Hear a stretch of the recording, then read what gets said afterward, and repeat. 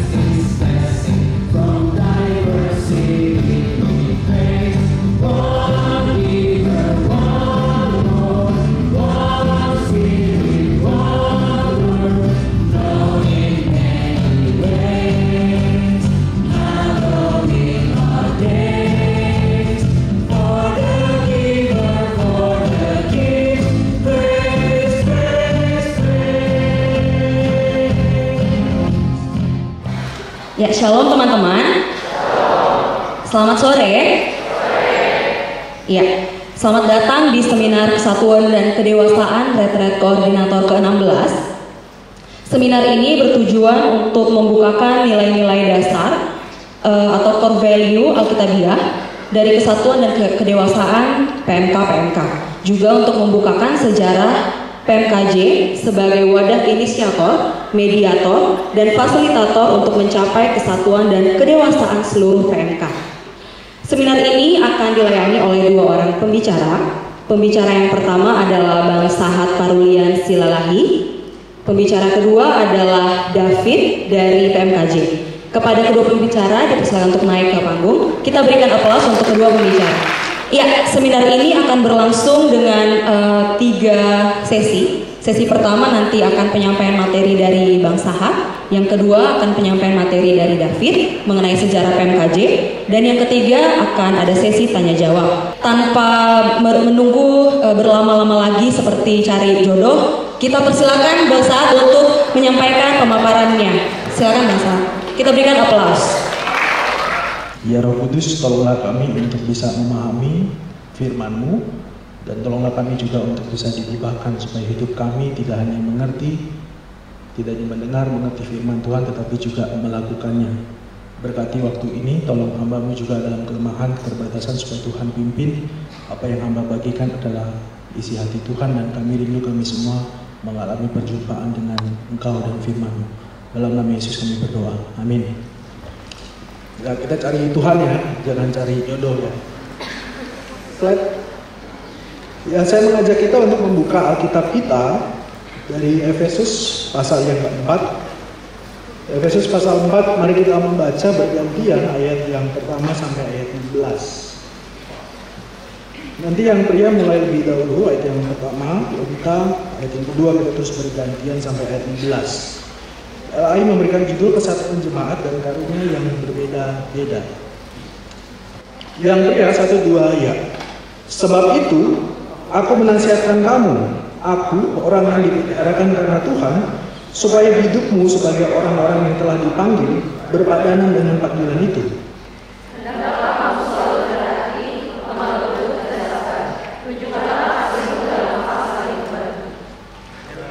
Berusaha memelihara kesatuan roh oleh ikatan damai sejahtera.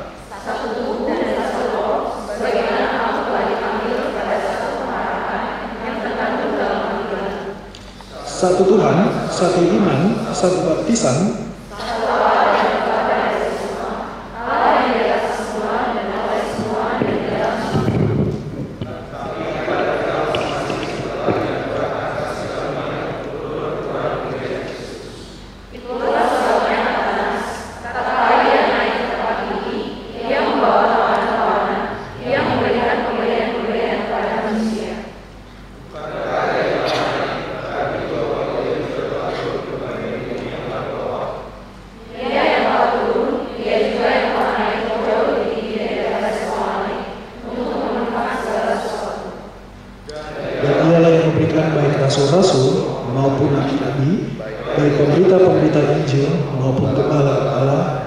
pengajar-pengajar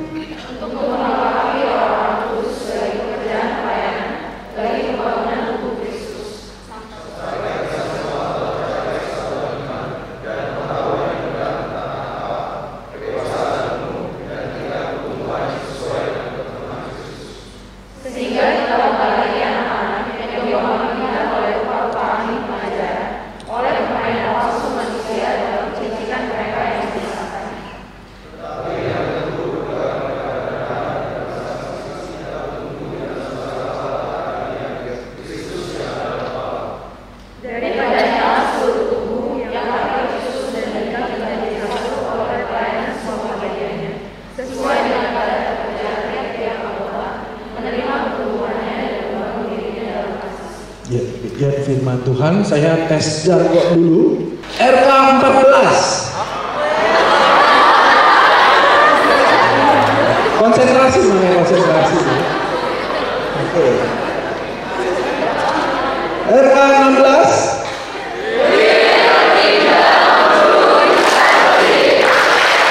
Mengatakan RK 14, saya tahu beberapa teman-teman di sini itu juga ikut RK 14. Nah teman-teman, kalau untuk teman-teman yang ikut RK 14, 16, kalian pasti tahu salah satu topik yang selalu dibahas itu soal apa? Ini ya, kesatuan dan dewasaan. Kalian pernah bertanya-tanya gak, kenapa sesi ini mesti ada? Hah? Ada yang tahu? Kenapa sesi kesatuan dan dewasaan itu selalu ada di RK, demi RK? Ya nggak usah dijawab juga sih ya, nanti jawab dalam hati aja. Cuma saya akan menjawab teman-teman dengan satu cerita.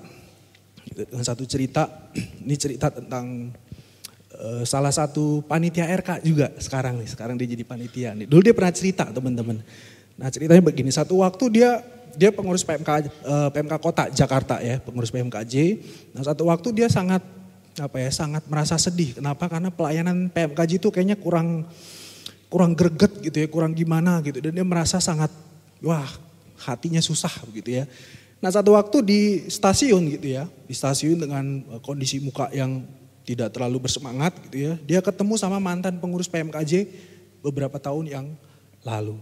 Lalu tiba-tiba pengurus yang berapa tahun lalu ini tanya sama dia, apa kabar gitu ya. Gimana kabar PMKJ? Karena lagi desperate gitu ya, karena lagi sedih tentang kondisi pelayanan, dia bilang kayak begini. Wah PMKJ udah gak ada kak gitu ya. PMKJ udah gak ada. Biasanya kita kalau dengar berita seperti itu kan sedih ya.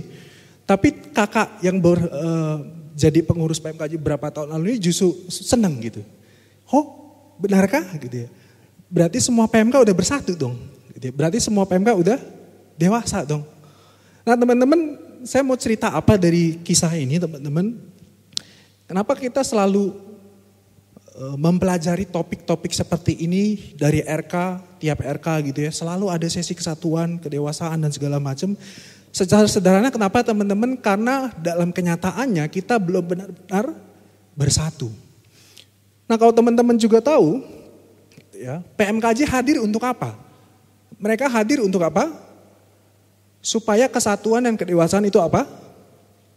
Bisa digenapi gitu loh. Bisa dialami oleh kampus-kampus yang ada di Jakarta. Ya kalau ini konteksnya kota-kota lain, teman-teman di sini ada beberapa dari Palembang, dari Jogja seperti itu ya. Bagaimana kesatuan itu bisa dialami di satu kota, nanti antar kota bisa dialami gitu ya. Kesatuan tubuh Kristus yang sifatnya universal teman-teman. Nah kalau kita juga berpikir kenapa juga RK mesti ada? Nah RK juga ada demi apa teman-teman? Demi kesatuan dan kedewasaan. Tahun ini kita bicara soal Kingdom of God. Mana kita rindu lewat pelayanan mahasiswa di tiap-tiap kampus, kita ngerti untuk apa kita hadir. Kita hadir bukan supaya PMK kita tambah banyak pengikutnya gitu, yang datang persekutuan Jumat makin banyak. Ya itu jadi salah satu hal yang kita perlu pikirkan juga gimana bisa terjadi. Tapi yang lebih jauh teman-teman, bagaimana kita bisa memaknai apa yang kita lakukan di kampus kita, ini terikat dalam kisah yang lebih besar. Kerajaan Allah itu harus dinyatakan dalam dunia. Nah secara khusus kalau kita dipanggil dalam pelayanan mahasiswa, maka bagaimana caranya murid-murid Kristus itu bisa terus dihadirkan dalam pelayanan kita. Nah, sehingga teman-teman, saya tulis di sini apa pentingnya kesatuan. Kenapa kesatuan begitu penting? Sehingga Ada yang tahu di sini RK tahun ini harganya berapa? Berapa total biaya yang dibutuhkan untuk mengadakan RK ini teman-teman? Ada yang tahu? Ya saya juga nggak tahu angka persisnya, tapi di atas 300 juta lah. Itu jumlah yang sangat besar, tapi kok kita pikir-pikir ngapain kita mesti ngabisin duit 300 juta, ngapain kita mesti ngabisin waktu kita dalam tanda kutip ya. 4 hari 3 malam di sini, kita tinggalin kampus kita, padahal beberapa saya tahu juga ada yang kuliah. Kita harus rela gitu mengorbankan 1-2 kali, 1-2 pertemuan gitu ya untuk bisa ikut RK. Teman-teman kenapa penting? Sehingga kita rela habisin duit ratusan juta, kita rela memberikan waktu kita untuk ikut di sini. Nah ini sebenarnya ada klip, ini sudah pernah diputar sama Kak Alex, tapi mungkin kita bisa lihat. I want to tell you the big story. I want to describe the gospel to you. The big story is God's story and what He's doing on the planet. You'll see that the big story that we're going to walk through has 4 parts: creation, fall, redemption, and mission. The Christian worldview says that in the beginning, when the world was started, God designed the world for good. God created this world we live in, and He made it good. And God made us, each of us, for Himself. You were made for God. But if that's true, we've got to look around and say, what went wrong? How do we explain all of the evil and suffering around us? We were designed for good, but secondly, we were damaged by evil. Each one of us, in our own way, has experienced fractured relationships with people. Each one of us has experienced this broken relationship with God. Each one of us in our own different ways have abused the planet. We turned everything in. We made it all about us. We're damaged by evil. But the good news is that God loves us and loves the world too much to leave us that way. And He sent Jesus into this broken world to restore us. And so Jesus restores all things for better. When Jesus died on the cross, it showed that that damage, that death, that disease and evil would not have the last word. That Jesus overcame it and offers us a life that also can overcome evil. When you join the Jesus Revolution, when you become a follower of Jesus, you become one of God's agents, an agent of change in a broken world. God transforms you and then sends you to help transform a broken world. This big story moves us from decisions to transformation. It moves us from individualism to community. The big story moves us from the afterlife to the mission life. The goal of the Christian faith is to transform you here, make you part of a community that is sent out together to heal a broken world and bring God's kingdom now. Nah teman-teman, kenapa kesatuan penting? Nah saya mau angkat dari satu babak yang kalau berulang-ulang Kak Alex cerita soal kisah besar gitu ya, dari kisah penciptaan, pemberontakan ciptaan, kejatuhan, lalu kemudian ada redemption, lalu kemudian ada consummation atau penyempurnaan. Maka saya mau angkat kenapa penting kesatuan, karena teman-teman Kejadian pasal 3 bicara soal kejatuhan, itu ternyata punya konsekuensi teman-teman. Punya konsekuensi apa? Secara sederhana ketika manusia memilih untuk memberontak dari Tuhan, maka di saat yang bersamaan manusia punya kebutuhan-kebutuhan di dalam hidupnya. Saya kemarin sudah bagikan di kapsel seksi acara. Kalau teman-teman ingat di Kejadian pasal 3, setelah manusia melanggar apa yang Tuhan perintahkan, maka dikatakan di ayat yang ke-6 teman-teman, mata mereka terbuka. Lalu mereka sadar diri mereka telanjang. Ketelanjangan itu bikin mereka punya perasaan apa? Malu. Ketika kita membuang Tuhan, maka kita punya kebutuhan. Yang pertama apa? Kebutuhan akan gimana caranya supaya saya tidak merasa malu sama diri saya. Dan teman-teman perhatikan, kebutuhan ini menjadi sesuatu yang kita terus-menerus inginkan, kita terus-menerus cari sampai dapat. Kenapa? Karena itu kita seperti lapar dan dahaga gitu loh. Yang kedua, pemberontakan ketika kita membuang Tuhan itu punya konsekuensi apa? Takut. Waktu Tuhan Allah datang ke dalam taman di waktu pagi yang sejuk itu dikatakan manusia bersembunyi. Bersembunyi kenapa? Karena mereka takut. Teman-teman, dosa bikin kita punya perasaan takut. Kita takut terhadap hidup ini, kita takut terhadap dunia ini. Sehingga apa teman-teman? Ini membuat manusia punya kebutuhan apa? Kalau kita punya perasaan takut, maka kita butuh apa? Sesuatu yang kita pikir lewat itu kita nggak merasa takut lagi. Kalau kita feel insecure teman-teman, maka kita sangat membutuhkan security. Nah kita mulai pikir-pikir apa yang bisa membuat saya punya bebas dari rasa takut teman-teman. Ada beberapa orang berpikir kalau saya punya uang maka saya nggak takut. Kenapa? Uang tuh punya power, uang tuh punya kendali teman-teman. Semakin banyak uang yang kita punya, kita semakin punya banyak kendali. Ada mungkin orang berpikir tentang apa teman-teman? Tentang kekuasaan gitu ya, jabatan tertentu. Orang pikir waktu dia punya bawahan gitu ya, dia berhak atau dia punya sesuatu yang dia pikir lewat saya punya itu saya bisa menghilangkan rasa takut saya. Dan perhatikan teman-teman, ini sekali lagi menjadi sebuah kebutuhan dalam jiwa manusia sehingga apa? Seumur hidup kita akan cari apapun supaya apa? Lubang itu dipenuhi. Lalu kemudian apalagi teman-teman, perasaan bersalah dan ditolak. Kenapa kamu makan? Ya, maksudnya, kenapa kamu takut? Karena saya makan buah itu. Wah, manusia langsung tertuduh tuh. Kita punya perasaan bersalah. Gitu ya. Lalu kemudian apa? At the end kalau teman-teman pelajari, akhirnya manusia diusir dari taman. Jadi ada perasaan-perasaan tertentu di mana kita merasa ditolak, rejected. Sehingga teman-teman kalau kita punya lubang-lubang seperti ini, kita punya perasaan bersalah, maka kita paling membutuhkan apa? Forgiveness. Kita butuh pengampunan. Kalau kita punya perasaan kita ditolak, kita tidak diinginkan teman-teman, maka apa yang paling kita butuhkan? Acceptance, penerimaan. Sehingga jangan heran tadi di kelompok PA gitu ada beberapa yang punya ketakutan apa? Orang lain gitu ya. Kalau ditolak orang lain tuh jadi nightmare gitu ya, jadi mimpi buruk buat hidupnya. Kenapa? Ya karena itu saya nggak suka ditolak. Entah mungkin dalam hidupnya, perjalanan hidup kita pernah melakukan sebuah kesalahan yang buat kita mungkin itu cukup besar. Nah, sehingga perasaan bersalah itu terus menghantui kita. Teman-teman hidup dalam perasaan bersalah tuh nggak enak. Makanya kita butuh pasti forgiveness. Dan itu biasanya kita cari di orang-orang lain. Yang terakhir salah satu kemudian konsekuensi yang paling terakhir teman-teman, ketika manusia membuang Tuhan, memberontak terhadap Tuhan adalah apa? Kosong. Dia punya lubang ini, dia punya lubang ini, at the end kita punya perasaan apa? Kosong. Perasaan kosong yang paling dibutuhkan apa? Pemenuhan, fulfillment. Nah kita mulai pikir-pikir apa yang bisa mengisi hati saya ya? Wah banyak orang cari di mana? Banyak cari di, wah macam-macam teman-teman. Dia cari di seks, dia banyak cari di penerimaan orang dan seterusnya. Sehingga perhatikan teman-teman, dosa itu secara sederhana membuat orang selalu berpikir apapun dalam hidupnya, kalau saya tulis di sini teman-teman itu mentalitasnya atau sikap mentalnya itu mental fungsional. Kenapa kita cari Tuhan? Karena kita butuh sesuatu. Kenapa? Karena Tuhan bisa kasih sesuatu yang bisa menutupi kebutuhan saya. Kenapa saya ikut persekutuan mahasiswa? Ya, karena mungkin persekutuan mahasiswa bisa menawarkan sesuatu yang kita pikir itu bisa menutupi semua lubang kita. Kak Alex pakai istilah teman-teman titiriri gitu ya. Mati-matian untuk diri sendiri. Sehingga dosa itu punya dampak itu membuat kita terpecah gitu ya. Tidak bersatu gitu ya. Dosa membuat kita teman-teman kita pengen mengambil jalan kita masing-masing. Kenapa? Saya punya kebutuhan. Ayo kalau kita mau temenan kamu bisa kasih apa ke saya. Kalau saya mau pelayanan kamu bisa kasih apa sama saya dan seterusnya. Teman-teman semua mengambil jalan masing-masing dan semua menjadi raja di dalam dirinya sendiri. Sehingga teman-teman saya pikir kenapa penting kesatuan? Karena in fact gitu ya dalam kenyataannya kita semua pengen jadi raja.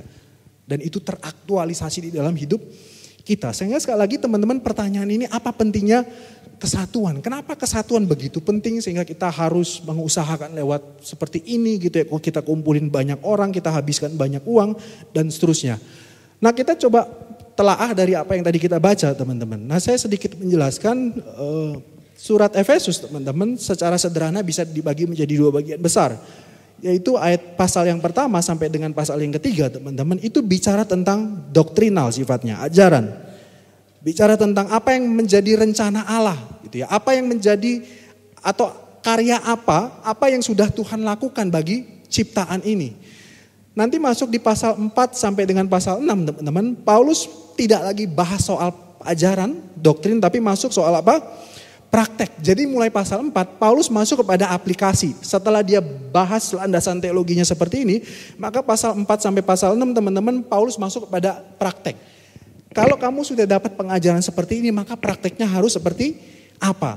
Kalau di pasal 1 sampai pasal 3 Paulus membeberkan apa yang Tuhan telah kerjakan, what God has done teman-teman. Maka pasal 4 sampai pasal 6 itu bicara tentang what we must be and do. Kita harus seperti apa dan apa yang harus kita lakukan. Sehingga kalau teman-teman perhatikan, bagian yang tadi kita baca teman-teman, ayat yang ke pasal 4 ayat 1 sampai 16, kalau ayat tadi memberikan judul tentang kesatuan, maka menarik. Tadi pertanyaannya kenapa kesatuan itu penting, maka di sini saya melihat teman-teman, kok bisa Paulus kepikir. Setelah dia menuliskan tiga pasal tentang pengajaran gitu ya, tentang teologinya, maka langsung kenapa kepikir yang pertama itu soal apa? Kesatuan. Saya pikir teman-teman ini menjadi sebuah petunjuk yang sangat penting. Kalau 3 pasal Paulus banyak bicara tentang apa yang sudah Tuhan kerjakan gitu ya, bicara soal landasan teologi dan seterusnya teman-teman. Maka waktu Paulus mau beralih kepada kalau saya sudah mengajarkan ini, maka aplikasinya apa ya? Nah, saya mempelajari teman-teman, Paulus langsung kepikir yang pertama apa? Kesatuan. Dan kenapa? Nah, kalau kita coba lihat sebentar di pasal pertama ayat yang ke-10 teman-teman, 9 sampai 10, tapi kita coba baca saja Efesus pasal pertama ayat yang ke-10. Mari kita membaca bersama-sama Efesus pasal pertama ayat yang ke-10. 1, 2, ya. Sebagai persiapan kegenapan waktu untuk mempersatukan di dalam Kristus sebagai kepala segala sesuatu, baik yang di sorga maupun yang di bumi. Saya tulis di sini teman-teman, ternyata kesatuan itu bicara soal apa? God's eternal plan. Ternyata kesatuan itu menjadi rencana Allah bahkan yang sudah ditetapkan dalam kekekalan teman-teman. Sehingga waktu memikirkan hal-hal seperti ini, saya pikir kenapa ya kesatuan begitu pentingnya? Kenapa berulang-ulang RK demi RK harus beritakan tentang kesatuan dan kedewasaan ya? Karena apa? Karena memang di dalam kekekalan teman-teman, sebelum Tuhan Allah menjadikan segala sesuatu gitu ya, Tuhan sudah punya rencana, yaitu apa? Menyatukan apa? Segala sesuatu baik yang di sorga maupun yang di bumi dengan Kristus yang adalah kepala. Ini sekali lagi bicara soal apa teman-teman? The big story tadi. Bahwa Allah harusnya jadi raja. Dia harus jadi kepala. Kita harus bersatu dengan dia. Bukan hanya kita bersatu dengan Allah dan merajakan atau menjadikan Kristus sebagai kepala. Tapi seluruh ciptaan teman-teman. Bukan hanya yang ada di surga, tapi juga yang ada di bumi. Sehingga teman-teman waktu bicara tentang kesatuan, maka kita bicara tentang sesuatu yang begitu penting. Lalu kalau kita masuk di dalam pasal 4 tadi ayat yang ketiga, Paulus pakai istilah kesatuan roh teman-teman. Ini saya mau masih jelaskan tentang kenapa penting kesatuan. Kesatuan roh maksudnya apa sih gitu ya. Beberapa menafsirkan teman-teman. Apa maksudnya? Kenapa Paulus tidak pakai kata menciptakan kesatuan. Tetapi apa? Memelihara. Nah ada beberapa yang menafsirkan apa? Ya kita mesti mengerti bahwa kesatuan Kristen adalah kesatuan yang sebenarnya sudah tercipta. Orang-orang percaya hanya dipanggil untuk apa? Pelihara, kamu harus make every effort. Pakai segala macam cara untuk apa? Pelihara. Kenapa? Karena itu sudah Tuhan jadikan sebenarnya. Tapi menarik, saya baca satu tafsiran teman-teman William Barclay. Waktu Paulus menggunakan istilah kesatuan roh, maka di satu sisi teman-teman, ya itu kesatuan yang sudah Tuhan ciptakan, Tuhan sudah bentuk. Tapi di sisi lain teman-teman, apa artinya waktu Paulus menggunakan istilah kesatuan roh itu teman-teman? Dia mengatakan demikian. Paulus menggunakan istilah itu kenapa? Karena di balik usaha orang percaya untuk memelihara kesatuan itu, ternyata ada anugerah Allah yang tersedia. Jadi Roh Kudus, Allah Tritunggal itu tetap bekerja teman-teman. Di balik apa usaha-usaha kita teman-teman, anugerah Allah sebenarnya apa? Tersedia. Sehingga saya pikir menarik gitu ya. Kalau Tuhan menyediakan gitu ya atau memerintahkan dan kemudian juga dia terlibat untuk mengerjakan itu, saya pikir itu pasti hal yang begitu penting bagi Allah. Kenapa? Sekali lagi balik ke pasal 1 teman-teman, karena ada kesatuan itu adalah apa? God's eternal plan. Itu rencana kekal Allah yang Allah ingin supaya itu terjadi di dunia ciptaannya. Lebih lanjut kalau teman-teman nanti baca ayat yang ketiga sampai dengan ayat yang ke-6, kenapa kesatuan itu penting? Secara sederhana Paulus mengatakan apa? Karena kita semua berasal dari Tuhan yang sama. Sehingga teman-teman fakta dosa tadi punya konsekuensi, kita memilih jalan kita masing-masing teman-teman, dan Tuhan punya kerinduan supaya kita bersatu. Maka menarik Paulus ingatkan, kesatuan itu sudah Tuhan berikan, kita dipanggil untuk pelihara. Dan kamu harus ingat bahwa apa?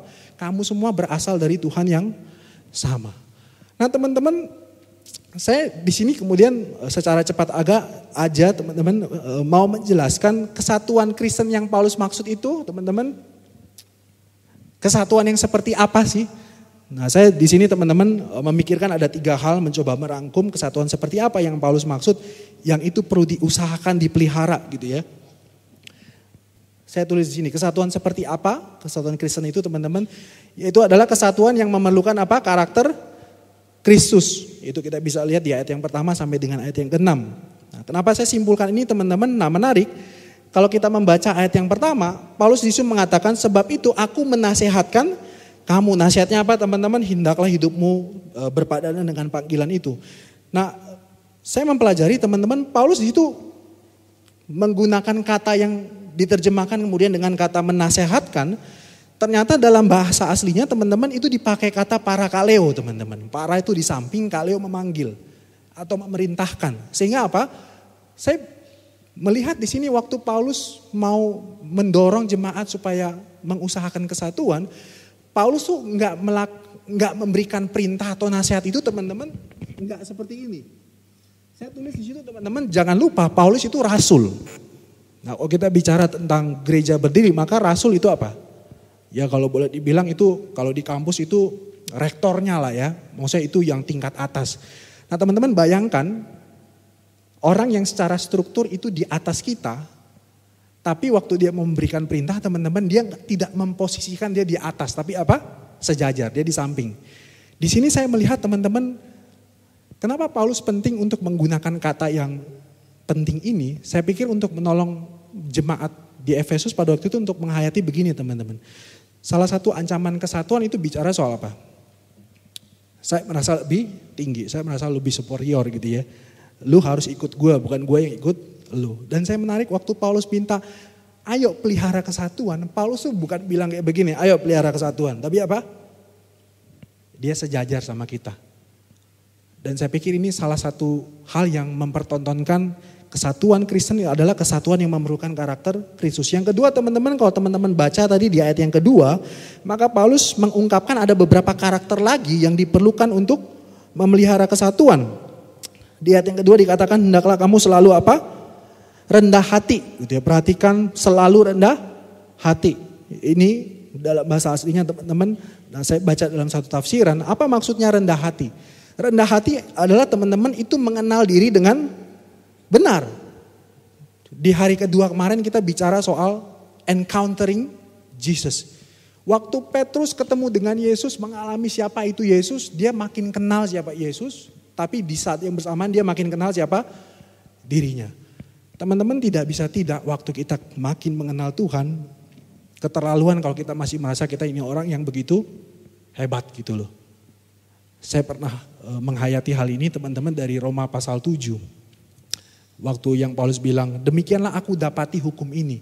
Kalau aku menghendaki berbuat apa yang baik tetapi justru yang jahat itu ada padaku. Saya pernah baca satu tafsiran teman-teman. Ada para ahli itu berdebat, ini mungkinkah kesaksian dari Paulus? Kok bisa gitu rasul yang hidupnya begitu hebat tapi dia masih punya pergumulan dosa yang sedemikian berat gitu loh. Tapi akhirnya satu waktu teman-teman saya pernah saat itu kemudian dari kitab Roma dan waktu membahas ayat itu saya kemudian memahami begini teman-teman. Paulus tuh kalau kemarin Kak Alex juga bilang surat kepada Timotius teman-teman itu salah satu surat yang terakhirnya. Dan di surat yang terakhirnya itu di pasal 1 dikatakan dari semua orang berdosa aku paling berdosa. Nah saya pernah memahami Roma 7 itu benar pergumulan batin Paulus. Kenapa? Karena waktu Paulus punya kerinduan untuk makin mengenal Tuhan, dia makin sadar betapa dirinya begitu berdosa. Kenyataan bahwa dia makin mengenal Tuhan teman-teman itu membuat dia makin sensitif sama dosa. Sehingga teman-teman saya pikir Paulus menarik sekali gitu ya. Bicara soal kesatuan Kristen, maka kamu perlu untuk menghidupi karakter Kristus. Gitu ya. Pertama tadi ya kerendahan hati juga teman-teman. Lalu kemudian apa? Ini rendah hati. Lalu kemudian yang kedua, di ayat yang kedua dikatakan hendaklah kamu selalu rendah hati. Yang kedua apa? Lemah, lembut. Nah kata Yunaninya teman-teman dipakai kata praus. Nah kata praus ini teman-teman biasanya secara sederhana itu punya beberapa pengertian. Pengertian yang pertama teman-teman itu berada di antara dua ekstrim. Kita nggak menjadi orang yang terlalu gampang marah, tapi sebaliknya kita juga nggak terlalu menjadi orang yang tidak pernah marah sama sekali. Jadi lemah lembut teman-teman ini bukan lemah gemulai ya gitu ya. Kak Alex sempat pernah kasih ilustrasi ini lemah lembut bukan kayak orang-orang tertentu dari suku tertentu ya. Yang karena memang budayanya halus dan segala macam. Tapi lemah lembut boleh gak marah? Boleh gitu ya. Itu. Atau yang kedua teman-teman, kata praus itu sering dipakai untuk menjelaskan kalau ada satu binatang yang itu berhasil dijinakkan, nah itu namanya praus. Kamu bayangkan gitu kalau ketemu anjing yang gong-gong-gong tapi tiba-tiba bisa jinak, nah itu biasanya untuk menjelaskan kata praus itu. Seperti itu. Nah Paulus juga minta kita butuh apa? Lemah lembut. Lalu kemudian yang berikutnya apa teman-teman? Sabar, makrotumia. Nah, ini bicara soal apa? Semangat yang tak kenal menyerah. Beberapa juga ini bicara soal apa teman-teman? Bahwa kesediaan kamu bisa bertahan dalam menghadapi orang. Bahkan itu orang-orang yang difficult person kamu gitu ya. Kesabaran yang Paulus maksud di sini misalnya begini, kalau kamu punya teman di kampus atau satu kepengurusan gitu ya, dia pokoknya karakternya tuh beda banget sama kamu. Kayaknya untuk kerjasama tuh susahnya minta ampun. Nah waktu Paulus bilang kamu juga harus punya kesabaran, maka sabar yang dimaksud apa? Bahkan terhadap orang-orang yang seperti itu kamu bisa tetap tahan gitu loh menghadapinya. Dan yang terakhir teman-teman, apa karakter Kristusnya teman-teman? Yaitu di ayat yang selanjutnya, di kalimat selanjutnya. Tunjukkanlah kasihmu dalam hal saling membantu. Jadi kasih yang diwujud nyatakan dalam apa? Kesediaan untuk membantu. Teman-teman, kesatuan Kristen di satu sisi itu merupakan karya Allah. Gitu ya. Itu sesuatu yang sudah Tuhan ciptakan. Tapi di sisi lain kita perlu apa? Pelihara dengan punya karakter-karakter ini. Gitu ya, tidak merasa lebih tinggi daripada yang lain gitu ya. Punya kerendahan hati, punya kelemah lembutan, punya juga kesabaran, tetapi juga punya apa? Semangat untuk membantu. Nah saya coba angkat sedikit yang terakhir ini teman-teman, tunjukkan kasih dalam hal saling membantu. Saya mau sedikit menceritakan tentang sejarah teman-teman. Dalam hal saling membantu, kasih yang diwujud nyatakan dalam hal saling membantu. Nah kalian pernah mempertanyakan ini gak dalam pelayanan kalian? Kira-kira kalau saya mikir PMK kampus saya itu berhutang kepada siapa ya? Siapa yang pernah Tuhan pakai untuk membantu kampus saya sehingga di kampus saya bisa ada pelayanan mahasiswa. Nah saya mau cerita dengan cepat aja teman-teman, kalau bicara tentang pelayanan perkantas dunia maka movement yang pertama itu terjadi di Inggris, di Cambridge teman-teman. Nah saya cepat aja singkat cerita, disinilah kumpul beberapa mahasiswa teman-teman yang punya kegiatan ini nih, berdoa, mempelajari Alkitab dan juga apa? Bersaksi kepada mahasiswa yang lain. Singkat cerita setelah Tuhan bentuk mereka semua, gitu ya, maka satu waktu teman-teman gitu ya, InterVarsity atau persekutuan mahasiswa di Inggris tadi itu mengirimkan satu orang namanya Howard Guinness. Untuk kemana teman-teman? Ini sampai lintas benua teman-teman. Jadi menunjukkan kasih dalam hal saling membantu, bahkan sampai lintas benua. Jadi Howard Guinness ini teman-teman dikirim ke Kanada gitu ya. Nah menarik ini, student have raised the money to provide one way passage to Canada. Bahkan sampai mereka kolekan gitu loh. Ini ke Kanada untuk membantu gitu ya, merintis pelayanan mahasiswa di sana. Gimana caranya gitu ya, itu pasti butuh uang banyak dan mahasiswa waktu itu pada kumpul-kumpul uang supaya bisa memberangkatkan si Howard Guinness ini. Lalu kemudian gitu ya, sekitar tahun 1937 gitu ya, pelayanan di Kanada teman-teman kemudian itu memulai untuk menolong satu negara di samping-sampingnya, yaitu apa? Amerika. Gitu. Jadi mulai dari Inggris terbang ke Kanada, dari Kanada terbang lagi ke Amerika. Jadi menunjukkan kasih dalam hal saling membantu lagi teman-teman. Nah dikirimlah ini teman-teman, ya direktur pelayanan mahasiswa di Kanada gitu ya, Stacy Wood dikirim untuk mencoba merintis pelayanan mahasiswa di Amerika.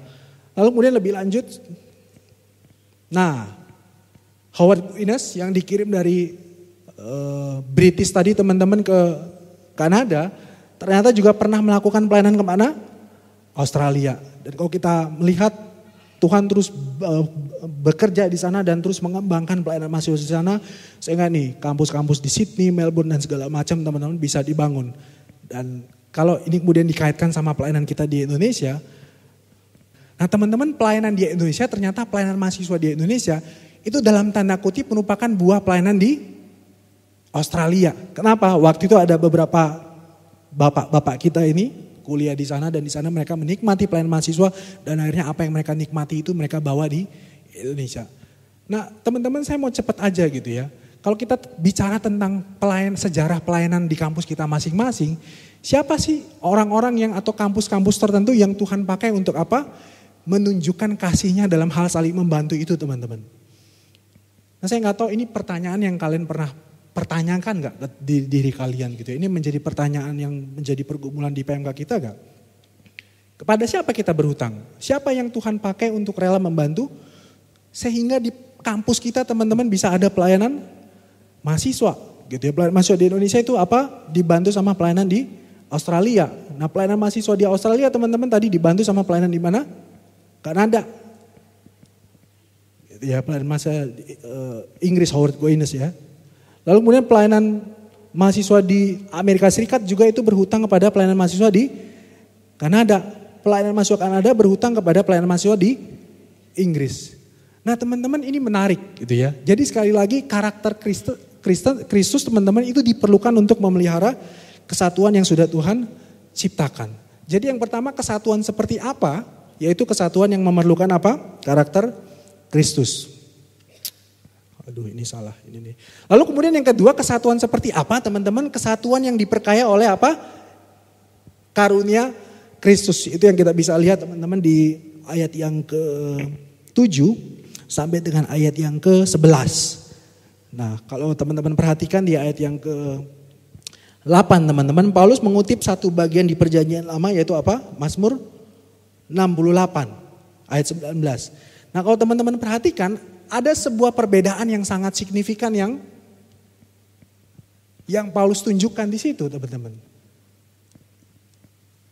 Nah, kalau teman-teman nanti buka atau bisa baca aja di sini teman-teman saya tuliskan di sini. Mazmur 68 teman-teman itu kalimat aslinya sebenarnya bunyinya begini. Engkau telah naik ke tempat tinggi, telah membawa tawan-tawanan, engkau telah menerima apa? Persembahan-persembahan di antara manusia bahkan dari pemberontak-pemberontak untuk diam di sana ya Tuhan Allah. Nah kalau kita coba bandingkan, mari kita melihat pasal yang keempat tadi ayat yang ke-8 teman-teman. Saya baca di situ, itulah sebabnya kata Nas, tak kala ia naik ke tempat tinggi, ia membawa tawanan-tawanan, lalu kemudian kalimatnya apa? Ia memberikan pemberian. Ternyata teman-teman ada sesuatu yang terbalik. Jadi kalau di perjanjian lama yang dikutip dari Mazmur itu teman-teman, itu seorang raja berhak menerima persembahan gitu ya.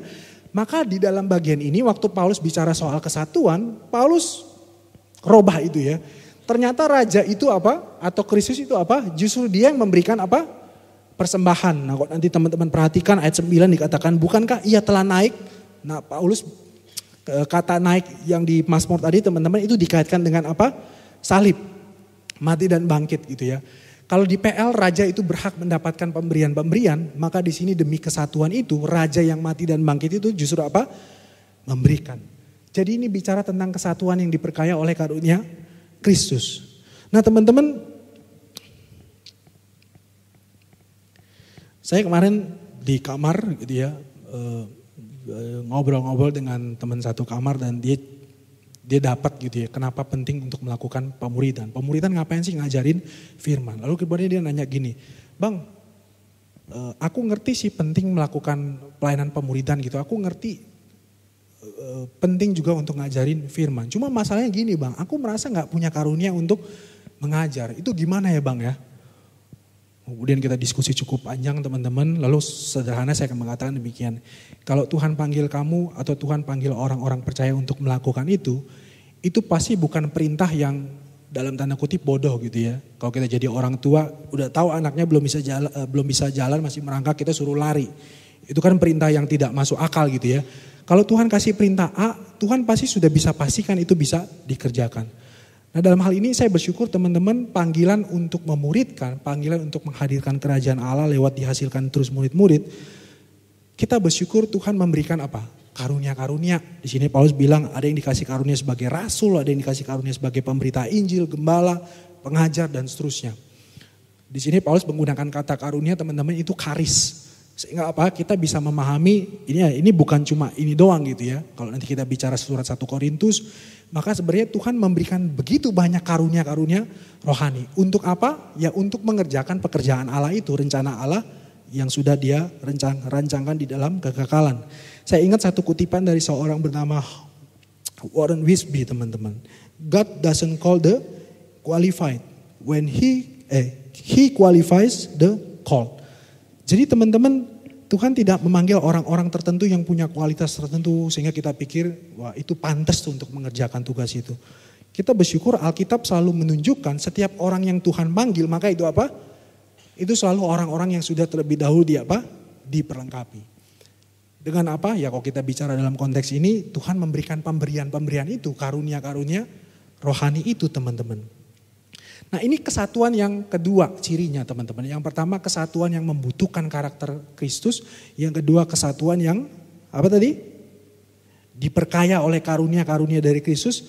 Maka ini yang ketiga, teman-teman, yang terakhir, kesatuan Kristen adalah kesatuan yang bersama-sama, teman-teman, itu menuju apa? Wah, sorry nih jadi itu ya. Bersama-sama menuju keserupaan dengan Kristus. Nah, ini menarik. Kadang-kadang kita pikir, teman-teman, kesatuan kita tuh untuk apa sih? Apakah ini hanya sekedar orang pada datang RK? Apakah ini hanya sekedar orang-orang pada datang Bible Study PMK Kota gitu ya? Apakah ini hanya sekedar ya cuma ketemu, kumpul dan seterusnya? Saya bersyukur sekali Paulus ini menunjukkan kesatuan itu dilekatkan dengan kedewasaan. Kesatuan itu harus bermuara kepada apa? Kedewasaan, keserupaan dengan Kristus, teman-teman. Nah, teman-teman, menarik, tadi dikatakan dialah yang memberikan rasul-rasul, pemberita Injil, pengajar dan seterusnya. Paulus di situ menggunakan kata memperlengkapi, teman-teman. To equip dalam bahasa Inggris. Nah, kata memperlengkapi ini, teman-teman, dalam bahasa aslinya itu dipakai kata katartismon. Nah, katartismon ini, teman-teman, ini secara sederhana artinya apa? To restore. Gitu ya, to restore maksudnya apa? Ini bicara soal dipulihkan. Kita balik kepada desain atau kondisi semula. Salah satu ini, teman-teman, ini kata yang dipakai dalam dunia kesehatan. Misalkan kalau kamu punya tulang yang entah gimana, misalkan lagi main futsal gitu ya, kita jatuh, tulang terpelecok, teman-teman. Harusnya begini jadi pindah gimana gitu ya. Nah, kata katartismon, teman-teman, itu bicara tentang usaha untuk apa? Balikin tulang yang pindah itu ke posisi semula gitu ya. Sehingga tidak heran Paulus mengatakan at the end kesatuan kita tuh harus menuju kepada apa? Kedewasaan penuh. Dalam ayat 14, teman-teman, Paulus pakai frase bertumbuh dalam segala hal ke arah Kristus. Jadi kalau kita bicara kesatuan, sekali lagi kesatuan demi apa sih? Ujungnya di mana sih? Maka ini bicara soal apa? Kesatuan yang menghasilkan murid. Supaya tiap-tiap orang semua gitu ya bersama-sama, kita semua makin dewasa, makin hidup serupa dengan Kristus. Bukankah itu yang sedang kita gumuli gitu ya dalam RK tahun ini gitu ya? Bagaimana kerajaan Allah itu dibangun dengan cara apa? Dihadirkannya murid-murid. Nah, ini slide saya yang terakhir, teman-teman, saya menjelaskan karakteristik kesatuan kita itu harus seperti apa lewat bagian ini. Maka yang terakhir saya mau bukakan satu data, teman-teman. Ya, ini cukup jelas gak? Nah, saya coba cari data berapa banyak sih perguruan tinggi kampus yang ada di ini Jakarta aja dulu ya, di Provinsi DKI Jakarta. Kalau teman-teman lihat ya, sekolah tinggi ini ada sekitar 200 lebih. Lalu kalau akademi ini ada sekitar segini dan segala macam. Nah, kalau kita total ini 400 lebih. 400 lebih. Tapi kalau kamu tanya dari 400 kampus itu berapa banyak yang sudah punya pelayanan mahasiswa? Ada yang tahu berapa banyak? Ada yang tahu? Range saja, range di atas berapa gitu. Ada yang tahu? Nanti dikasih sebuah kayak brosur gitu ya. Di situ ada data tuh berapa kampus yang sudah ada PMK-nya. Nah, teman-teman, itu sekitar 1/4-nya. Jadi dari total ada sekitar 400-an lebih kampus di Jakarta. Ini baru ngomong Jakarta aja ya gitu ya. Ini belum kita ngomong lintas benua nih kayak yang tadi gitu ya. Dari benua Eropa ke benua Amerika gitu. Dari 400 itu cuma 1/4-nya aja, teman-teman. Nah, dari 1/4-nya itu pertanyaannya begini. Berapa banyak kampus yang sudah mengerti bahwa panggilan mereka tuh untuk menghasilkan murid? Kita masih banyak ketemu, teman-teman, kampus-kampus yang punya persekutuan. Tapi persekutuan cuma for the sake untuk kumpul, nyanyi-nyanyi lagu rohani, Nanti mungkin sharing firmannya juga cuma salah satu dari mereka gitu ya, itu juga nggak jelas sharingnya. Mereka belum sadar kenapa PMK kamu harus hadir. Nah dari PMK yang tadi kan saya gradasinya gitu kan, dari segitu berapa yang sudah punya PMK? Dari yang ada PMK-nya ini berapa yang sudah mengerti bahwa tugas utama mereka adalah menghasilkan murid. Nah dari kampus-kampus yang mengerti pentingnya untuk melakukan pemuridan, berapa yang benar-benar jelas sudah menghasilkan murid. Wah teman-teman kalau kita mau jujur itu pasti angkanya kecil dan terus kecil. Nah saya berdoa teman-teman seminar kesatuan kedewasaan ini makin menolong kita untuk bisa melihat kerajaan Allah itu bukan kerajaan yang hanya dibangun di kampus kita, di wilayah kita, di kota kita, bahkan di negara kita teman-teman. Sekarang PMKJ hanya ada 5 wilayah. Pusat, selatan 2 gitu ya. Timur, barat dan udah semua ya. Kalau teman-teman perhatikan itu ada satu kota madya loh belum ada PMKJ-nya. Ada yang tahu gak? Jakarta Utara. Nanti coba cek aja ada berapa kampus di Jakarta Utara. Saya yakin pasti cukup banyak teman-teman. Sehingga apa? Saya mau mengatakan teman-teman kalau tadi kita butuh karakter Kristus, salah satu apa? Kesediaan untuk membantu. Nah kita lihat sejarah pelayanan mahasiswa. Negara ini dibangun karena apa? Karena ada orang yang rela membantu ke situ. Ini juga rela membantu ke situ. Saya pikir kampus-kampus kalian kalau kita mau jujur dan kita tahu sejarahnya teman-teman. Saya bisa pastikan kampus kalian tuh ada juga karena ada orang yang rela untuk membantu. Kita punya realita seperti ini. Waktu kita mengerti bahwa kesatuan dan kedewasaan itu sesuatu yang Tuhan rencanakan. Ini God's eternal plan. Maka saya harap ini menjadi pertanyaan kita teman-teman. Bagaimana dengan kampus-kampus yang belum ada murid di sana? Itu ya. Ya ini yang saya bisa bagikan, nanti mungkin secara praktis akan disampaikan sama David. Terima kasih. Ya selamat sore teman-teman. Ya selamat sore para pemimpin kampus Jakarta dan regional. Ya karena masih belum semangat gitu ya. Jadi aku mengajak teman-teman untuk menepuk pundak teman yang ada di sebelah kanan atau kirinya, katakan semangat. Ya.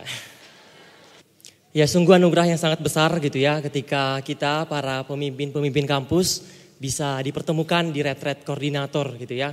Di mana kita sama-sama mengerjakan pelayanan mahasiswa, jadi bisa sama-sama saling berbagi gitu ya satu dengan yang lain.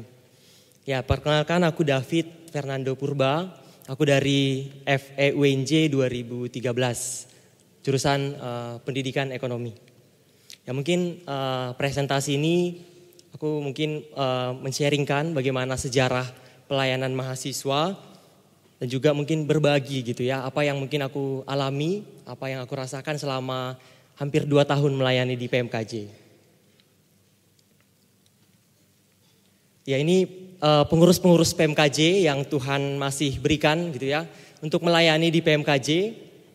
Saat ini pengurus PMKJ Tuhan berikan ada 28 orang, 23 dari PMKJ dan 5 orang dari medis. Jadi kami sama medis bisa dibilang sahabat gitu ya. Next. Ya. PMKJ ada 5 wilayah teman-teman. Ada wilayah timur, pusat, barat, selatan dan selatan 2. Tempatnya boleh teman-teman baca gitu ya di bawah. Kalau timur di ruang sidang FTUKI, pusat ada di Keramat 7 nomor 29, barat ada di Gereja Baptis Elim, selatan ada di GPIB Gideon, selatan 2 di GKI Bintaro.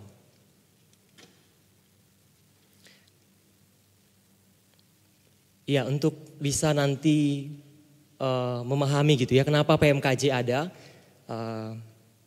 Jadi mungkin kita lebih baik mengawalinya dengan mempelajari sejarah gitu ya. Let's learn from history. Sejarah pelayanan mahasiswa. Tadi Bang Sahat udah menyinggung gitu ya. Bermula dari gerakan pelayanan mahasiswa di Inggris di Universitas Cambridge pada tahun 1947. Pada momen itu ada Australia Fellowship of Evangelical Student gitu ya.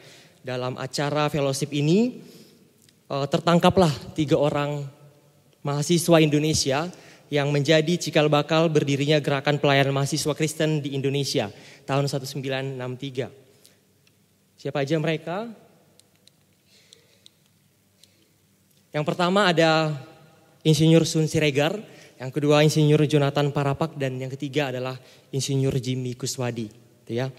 Gerakan mahasiswa dimulai oleh Bapak Jimmy Kuswadi dengan memberikan diri sebagai staf perkantas dan membentuk KTB, di mana anggotanya pada saat itu adalah UKI dan Trisakti.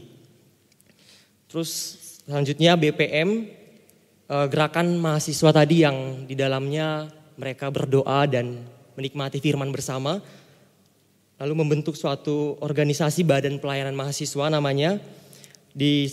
Pada badan pelayanan mahasiswa ini sudah ada kampus-kampus yang terlibat gitu ya. Ada kampus UI, ISTN, Trisakti, dan IKIP. Nah, selanjutnya 4 kampus inilah yang sama-sama membangun gitu ya persekutuan mahasiswa di UI dan Trisakti. Untuk kiranya nanti UI dan Trisakti inilah yang akan menolong kampus-kampus yang lain. Kita bisa lihat gitu ya, UI dan Trisakti pada saat itu kampus negeri dan swasta yang besar, yang berharap dari inilah kita akan membangun yang lain gitu ya.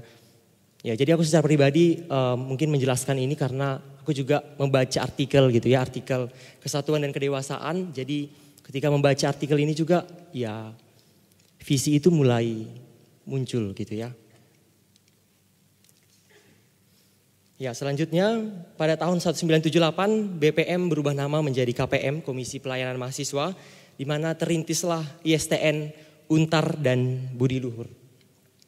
Selanjutnya KPM berubah nama menjadi PMKJ hingga saat ini gitu ya. Lewat kesadaran akan pentingnya kesatuan, persekutuan di kampus-kampus bisa dirintis oleh orang-orang yang Tuhan pakai berasal dari kampus lain. Jadi ini suatu kerinduan di mana kampus yang kuat bisa merintis kampus yang lemah. Namun seiring dengan makin mantap dan mandirinya PMK kampus, terjadilah di mana PMK kampus sibuk dengan programnya masing-masing. Kerjasama, kesatuan, dan interaksi antar kampus terasa sangat minim, bahkan terkikis dan terdegradasi. Jadi ketika kampus itu dirintis oleh tadi yang membentuk KTB di Keramat 7 gitu ya. Mereka merintis kampus-kampus yang bisa dirintis gitu ya. Setelah berkembang semakin minim kesatuan, kerjasama, dan interaksi antar kampus. Pada tahun 1983 sampai 1984 di Perkantas Keramat 7 nomor 29 dibentuklah tim 6 oleh pengurus-pengurus kampus untuk menjalin dan mengkoordinir kerjasama antar kampus. Karena melihat semakin terdegradasinya kerjasama antar kampus, maka dibentuklah tim 6. Siapa saja mereka? Ada Pak Mangapul Sagala dari UI, Pak Tony Antonio dari Pancasila, Suprapti dari Trisakti, Andri Pakan dari UI, Enjang Cahya dari UKI, dan Pak Amsa Sitanggang dari UKI.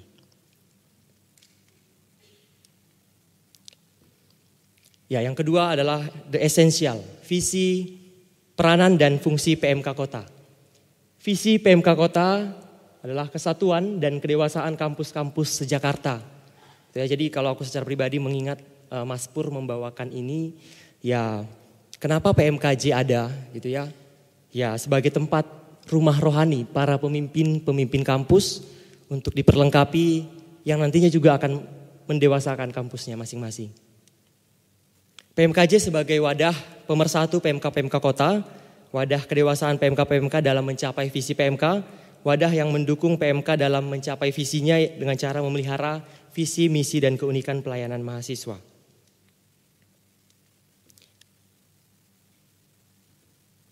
Ya, ini hal-hal yang patut kita pahami ketika kita menghayati visi PMKJ.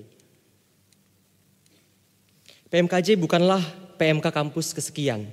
PMK gabungan semua PMK kampus yang dilebur menjadi satu PMK kota. Jadi bukan PMK kampus kesekian gitu ya. Selanjutnya PMK yang menggantikan PMK kampus, bukan juga PMK yang membawahi PMK kampus, dan juga bukan PMK yang memiliki keanggotaan. Jadi PMKJ tidak memiliki keanggotaan gitu ya yang secara organisasi, tapi keanggotaan di dalam Kristus. Pengurus PMKJ adalah dari kampus dan untuk kampus-kampus Jakarta. Jadi kami para pengurus PMKJ, aku sendiri dari UNJ melayani di PMKJ ya sebagai ketika Tuhan panggil gitu ya untuk melayani kampus-kampus Jakarta.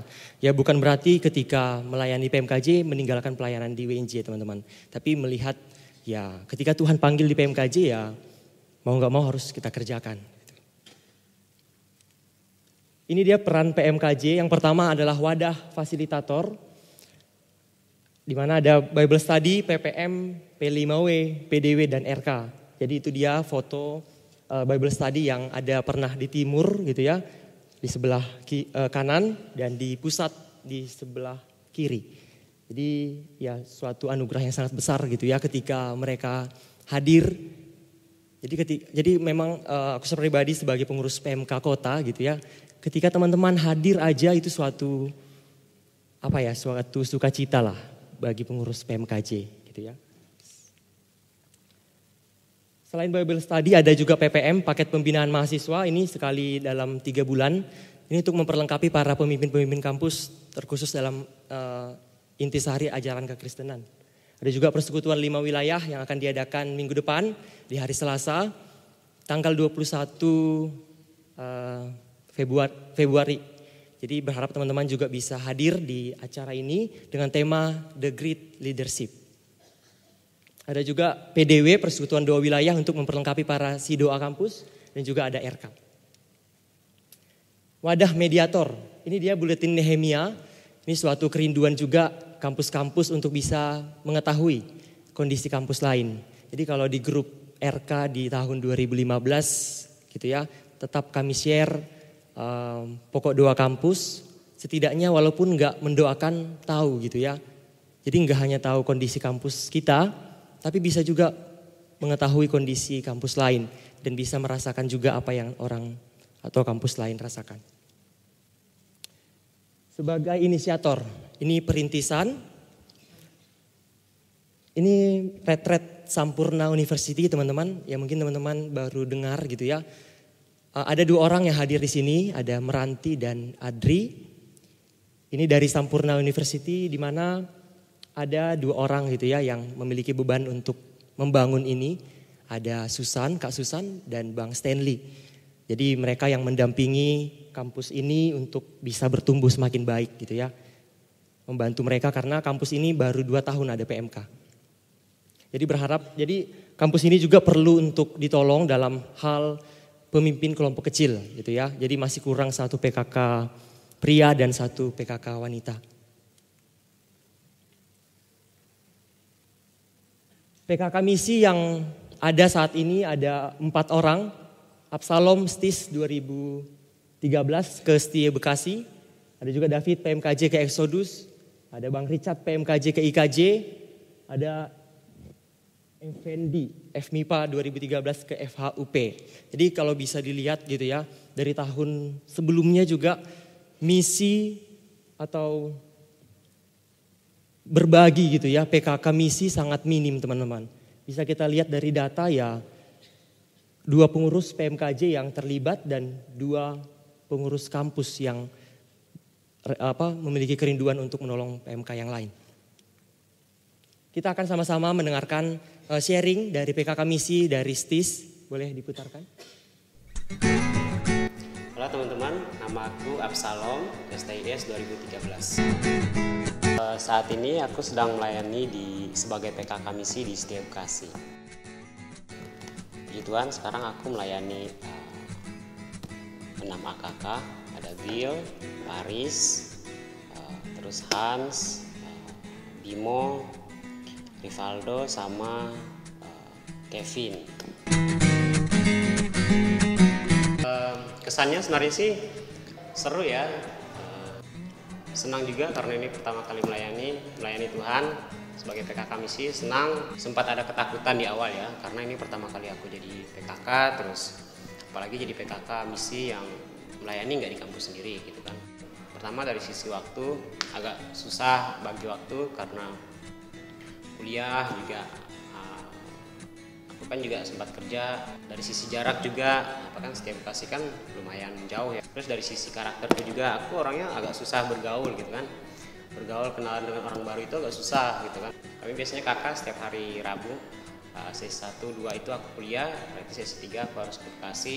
Itu perjalanannya 1 jam buat sampai ke sana.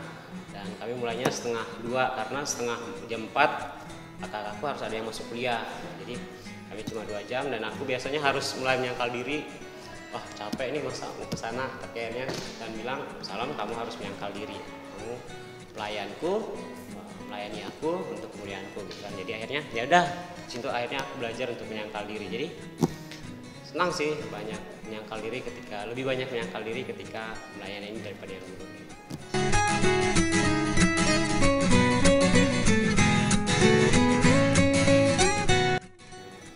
Alasannya sih sederhana sih, karena dulu waktu aku di SMA aku nggak dapat yang namanya pelayanan, yang namanya dilayani gitu kan. Aku masuk ke STIS, aku tahu, aku belajar di kelompok kecil, belajar bagaimana hidup dengan firman Tuhan. Aku mulai ngerti kalau sebenarnya kita hidup tanpa firman Tuhan tuh nggak bisa. Nah terus aku mulai mikir kan, banyak orang di luar sana tuh yang nggak merasakan seperti yang aku rasakan gitu kan.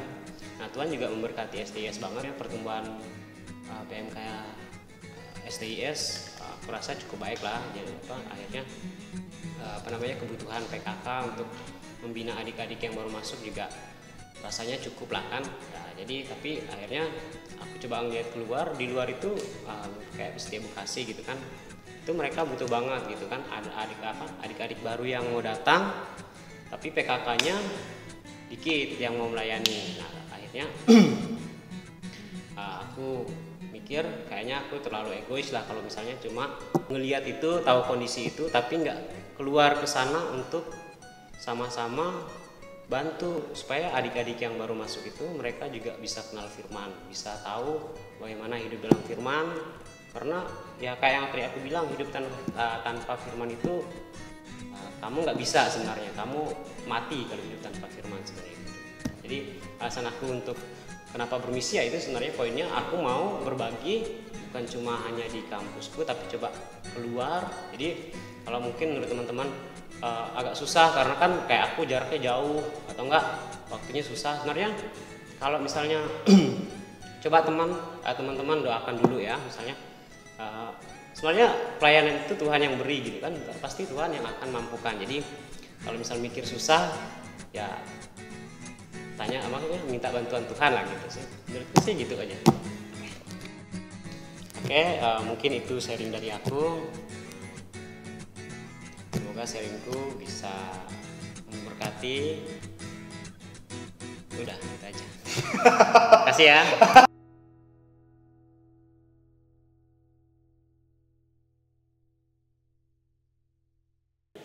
Ya mungkin terakhir teman-teman, aku mau sharing gitu ya kondisi kepengurusan PMKJ saat ini. Ada 2 wilayah ya yang perlu bantuan kita semua gitu ya.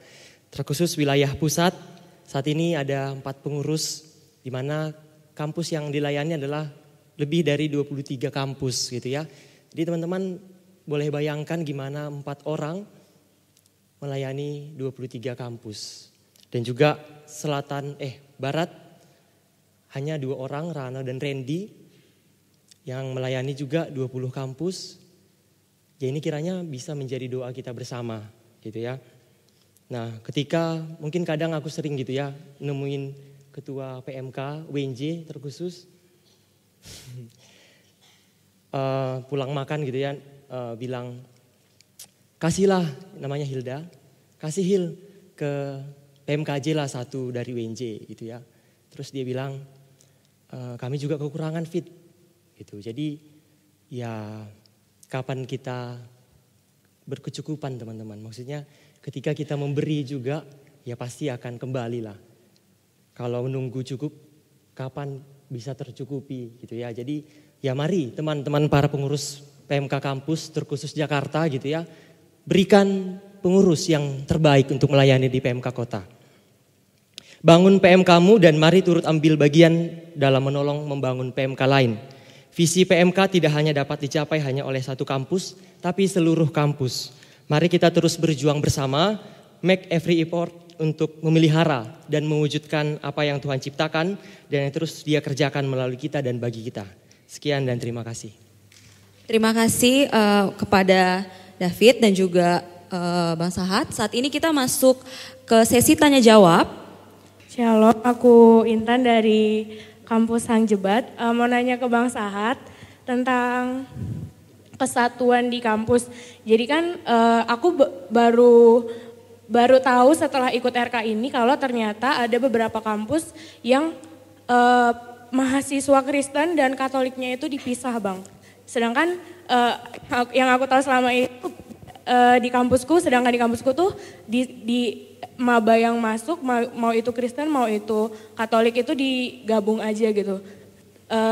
Kita sejauh ini nggak pernah mikir panjang apakah penikmatan yang dinikmati oleh mahasiswa Kristen dan Katolik itu berbeda. Sebenarnya mau nanya Bang, gimana sebenarnya perlu nggak sih ada perbedaan seperti itu atau tetap dilanjutkan tapi ada konsekuensi tersendiri untuk lebih pendekatan yang lebih intens lagi ke masing-masing mahasiswa. Jadi gimana dengan kasus kampus-kampus yang punya persekutuan mahasiswa Kristen dan Katolik dipisah, bagaimana bisa menyatukannya? Beberapa kampus yang saya tahu tuh punya nama tuh Persekutuan Oikumene. Di situ termasuk juga Katolik.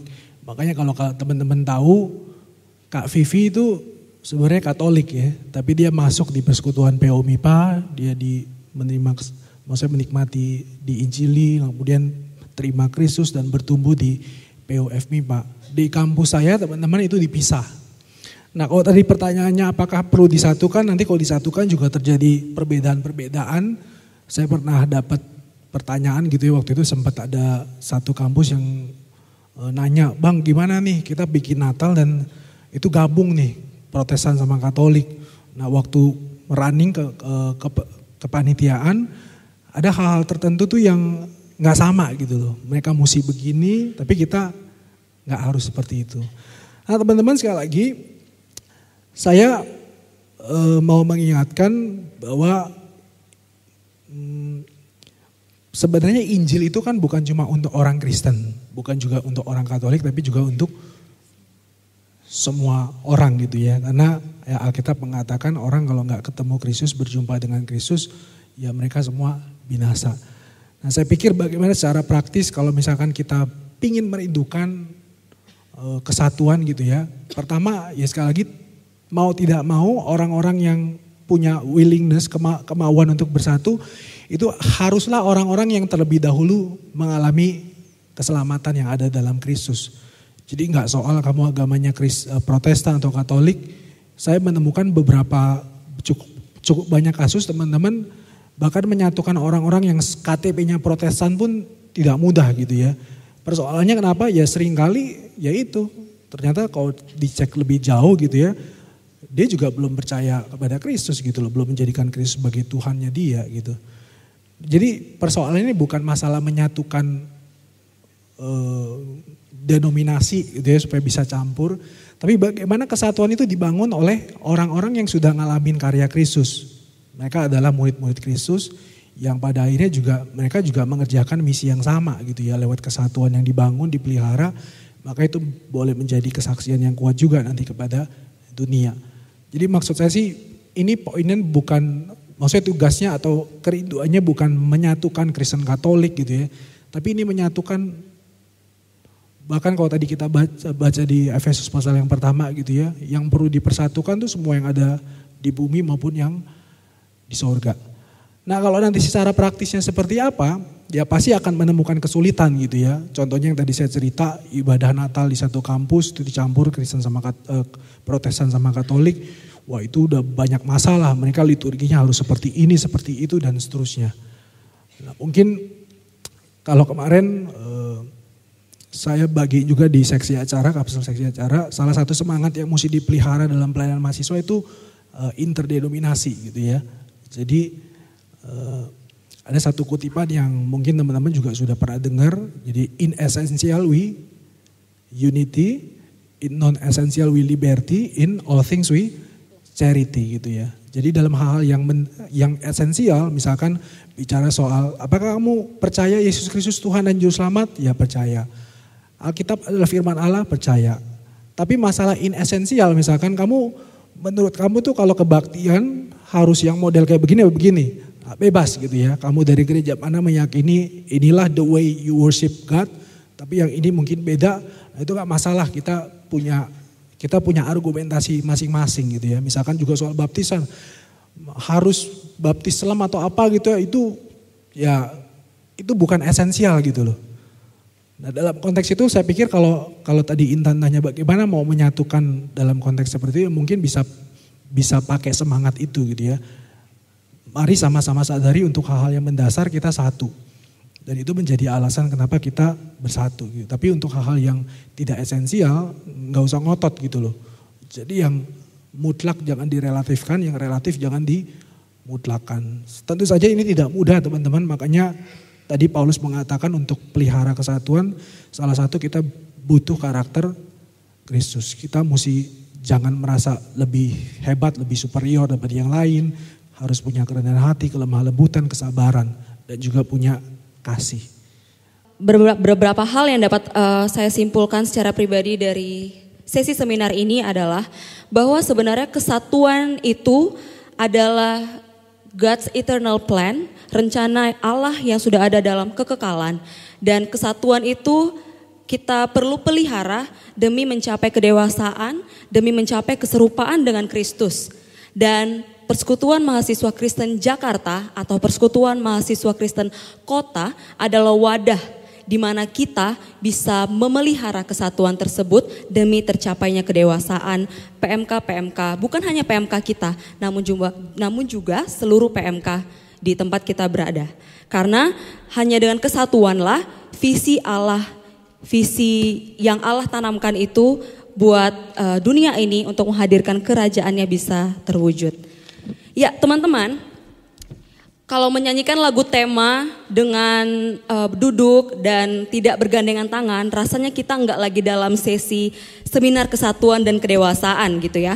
Jadi kita mau menyatakan kerinduan kita juga untuk satu, membangun kerajaan Allah melalui pemuridan di kampus masing-masing. Kita mau berdiri, kita mau bergandengan tangan dengan teman-teman di kiri kanan kita. Tapi dengan suatu penghayatan bahwa memang dengan kesatuanlah kita bisa mewujudkan visi dari Allah untuk PMK. Kami siap Tuhan mengambil bagian. Siap Tuhan mengambil bagian dalam rencana Agung-Mu. Kami rindu Tuhan bawa persembahan banyak jiwa yang beriman di dunia ini yang Kau kasihi. Pakailah kami di sini, jadikan kami murid sejati yang berbuah dan mengasihi. Berpegang tangan, kami semua ambil bagian dalam pekerjaan keselamatan. oh Tuhan jadikanlah dunia ini. Jadikanlah dunia ini dunia baru yang memandang kepada salib Kristus sepanjang masa. Masih bergandengan tangan, kita nyanyikan baiknya yang kedua. Ungkapkan syukur-Mu. Syukur kami Tuhan menjadi bagian membangun kerajaan-Mu. Meski dunia gelap, bangun jiwa tetap, tolong kami tak terlelap. Di masa ini yang tak peduli, teranglah api Roh Suci. Pancarkan kasih membuka hati, yang berhilang memanggil kembali. Bagian kami, Kami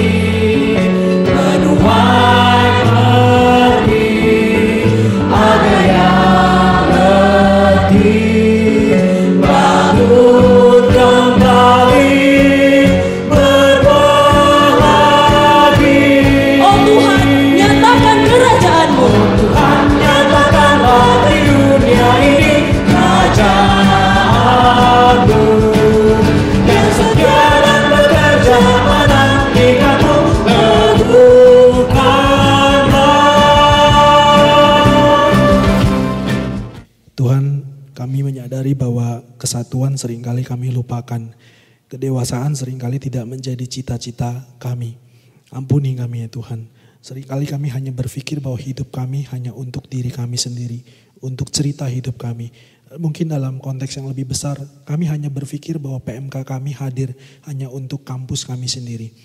Tolonglah kami setelah kami kembali merenungkan, memikirkan bersama-sama dari Efesus pasal 4. Bahwa sekali lagi kesatuan dan kedewasaan adalah God's eternal plan. Itu sebabnya biarlah apa yang sudah Tuhan rencanakan ini, apa yang sudah Tuhan mimpikan ini, supaya satu waktu kelak seluruh ciptaan baik yang ada di sorga maupun yang ada di bumi dipersatukan dengan Kristus yang adalah kepala. Ciptaan boleh kembali merajakan Allah. Jadikan Kristus sebagai satu-satunya Tuhan, sebagai satu-satunya yang memerintah, berkuasa, berotoritas di dalam hidup semua manusia yang ada. Kami terus berdoa supaya dalam panggilan dan bagian kami, dalam pelayanan mahasiswa di Jakarta dan mungkin juga di kota-kota lain dan seluruh Indonesia, kami terus berdoa memohon supaya terus kami bisa memiliki karakter Kristus. Kami tidak menjadi orang-orang yang merasa lebih superior, lebih hebat daripada orang lain. Yang seringkali perasaan-perasaan seperti itu membuat kami justru terpecah belah. Dan tolonglah kami juga untuk punya kelemah lembutan, kerendahan hati, kesabaran. Dan juga punya kerinduan untuk menunjukkan kasih kami, kepedulian kami dengan saling membantu. Masih begitu banyak kampus-kampus yang belum punya persekutuan mahasiswa Kristen. Masih banyak juga persekutuan mahasiswa Kristen yang belum mengerti betapa penting dan betapa mendesaknya melakukan pelayanan pemuridan. Oh Tuhan, tolonglah kami yang sering kali terus menginginkan supaya hidup kami itu kami kuasai, kami terus menjadi rajanya. Supaya sungguh-sungguh kami bisa melihat kembali kepada Kristus, melihat kepada hidup dan karakter Kristus. Supaya sungguh-sungguh kesatuan yang Tuhan inginkan dan yang Tuhan rencanakan itu, Tuhan boleh genapkan lewat berbagai upaya yang kami lakukan. Dan tolong kami juga untuk terus mensyukuri kalau terlalu banyak karunia yang sudah Tuhan berikan kepada kami. Engkau memberikan kami kesempatan untuk terlebih dahulu menikmati Engkau, Injilmu. Dan itu mentransform hidup kami, mengubah hidup kami. Itu sebabnya biarlah segala karunia yang sudah Tuhan percayakan kepada kami. Kami melihat bahwa itu bukan menjadi sesuatu yang harus kami pertontonkan untuk menjadi kebanggaan kami. Tetapi kami menyadari bahwa itu harus kembali diingat sebagai pemberian yang Kristus sendiri anugerahkan kepada kami. Supaya melalui semua karunia-karunia itu, kami boleh pakai untuk bisa memperlengkapi orang-orang kudus bagi pekerjaan pembangunan tubuh Kristus. Itu sebabnya biarlah kami terus menggumuli kesatuan kami. Kami rindu itu tidak hanya menjadi kesatuan yang eksternal, sesuatu yang mungkin terlihat di mata kami masing-masing. Tapi kami rindu bahwa kesatuan yang kami terus pelihara ini dengan berbagai upaya ini adalah kesatuan yang pada akhirnya boleh terus menolong kami semua yang ada di dalamnya untuk makin dewasa.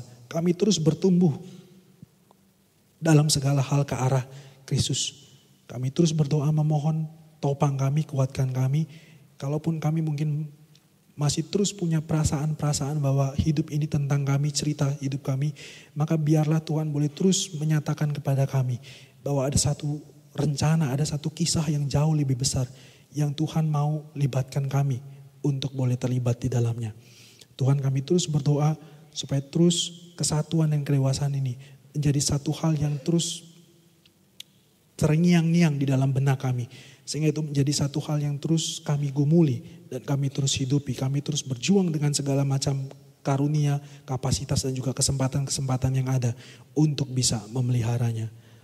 Terima kasih ya Tuhan. Kami bersyukur untuk sesi ini. Kami menyerahkan juga untuk waktu-waktu, untuk apapun yang kami lakukan selepas kami meninggalkan tempat ini dan sesi ini.